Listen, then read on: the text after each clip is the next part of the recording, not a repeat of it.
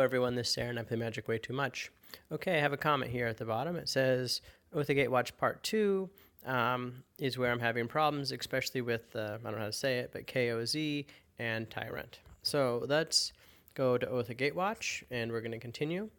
And let's talk about Tyrant. There's 2 challenges, and I already messed it up once. Let's try it again. I'm trying to win the fight with 10 or less hit points, and I'm using a Koth deck. So I think we've all probably played this by now. They're doing 6 damage to all of our creatures and us, and we're trying to survive. So I have...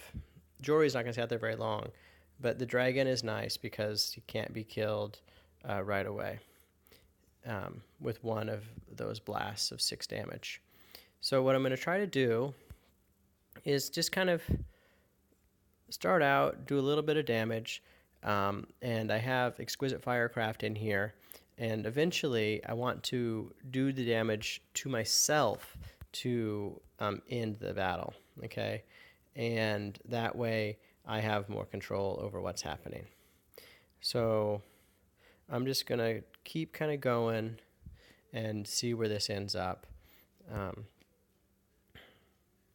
But doing 16 damage a turn, well, it seems about right. But it'll all play out in the end. I also want to get the loyalty up so that I can use that, perfect, 3rd ability later on, which will be really important. Love these matches. So we're not going to do it now. And actually, we just kind of want those saved so we can stop getting damage when we want to stop. And yeah, let's keep that as the order. And actually with Jory, what I'm kind of waiting for is 2 Jorys, so that at least it'll last 2 hits. So, and Exquisite Firecraft is the card that's going to save us in here. One bad thing about this is it destroys gems of the opponent's color, and the opponent's color is red, so we're really fighting an uphill battle right there. But that's okay. We'll see how it goes. But this looks okay so far.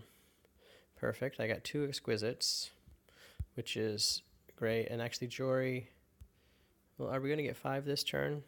Well, that's never had so many. And yes, we are going to get 5 this turn.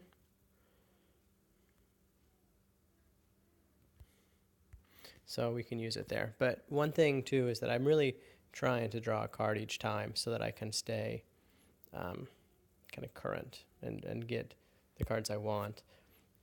You know, if you aren't drawing a new card, you're kind of staying stagnant. I don't want that one. And wow, another match 5. This is incredible. Eventually I will want to do that. So at 17, it's actually only like 3 turns away. So let's activate that. And we know that they're going to do damage to us of 6 this turn.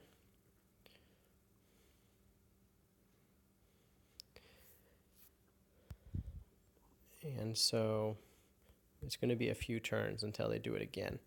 And let's take 1 more, and we'll be at a little over 20. And no, let's take 1 more. Let's gamble a little bit and see where that takes us. Let's also see if we can get some red gems out here. Didn't help.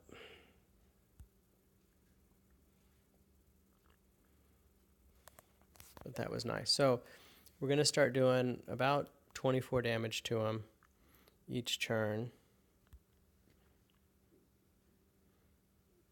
which is exactly what we want.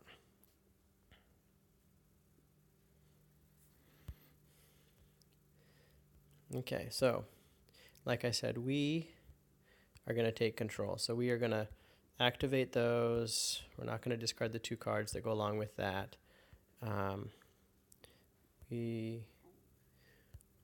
Let's see if we can get any red matches, even though it's kind of tough because we keep destroying red. Maybe I'll start using that second ability.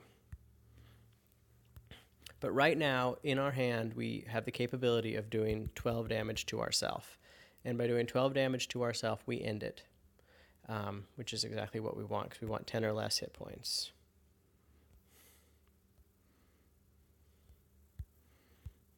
And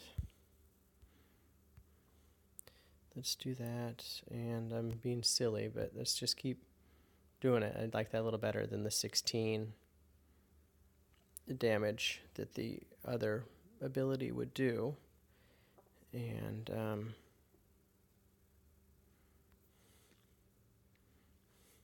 so we don't need to kill any creatures. We just need to get some damage out there, and let's do it. So we're doing 28 damage. If we can survive about 4 more turns, we will be doing great. I do hope, I got a little message. I do hope that, actually we can use one of those on him, because he's going to do 6 damage to us right now, and that opens up a slot, and having 2 of those is actually not the best. So let's mix things up. Good, I like that. We get our first, oh, that is fantastic, because otherwise when we would have taken 6 damage, our creature would have died.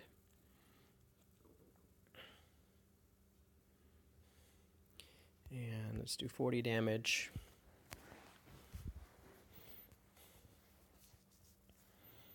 And let's actually save that. I was going to do the 6 damage to him, but since we have lots of room in our hand, there's no reason to do that. Oh, and I should have. The Wolf of Devil's Breach, or whatever it's called, that was a waste.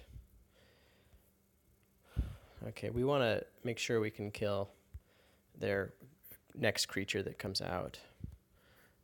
And so, oh, fantastic. This is great.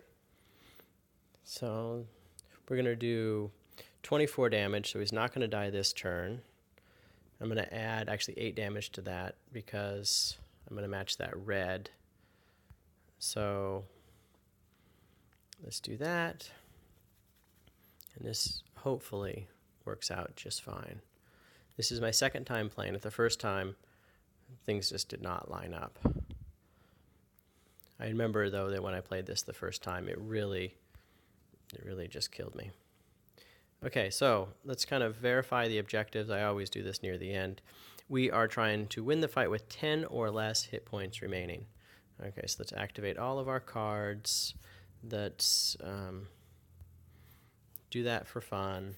I realize that one's not activated there. And make just a simple match. We're going to destroy that. Why not?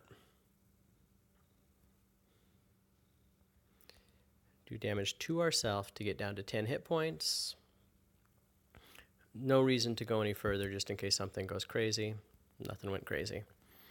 So there we have it. I have my Koth deck. You can see that, I took out destroying a gem of theirs, things like, not gem, but a support of theirs, things like that. I'll just kind of quickly look at this Koth deck so that you can see it. And then thinking really quickly about the next winning with 90 or more hit points, I'm probably going to do Kyora, but I'm going to make a video on that and we'll look at it together when I do. But you can see that there's my deck. Oh, the Chandra never came into play. Thanks, guys. Have a great day.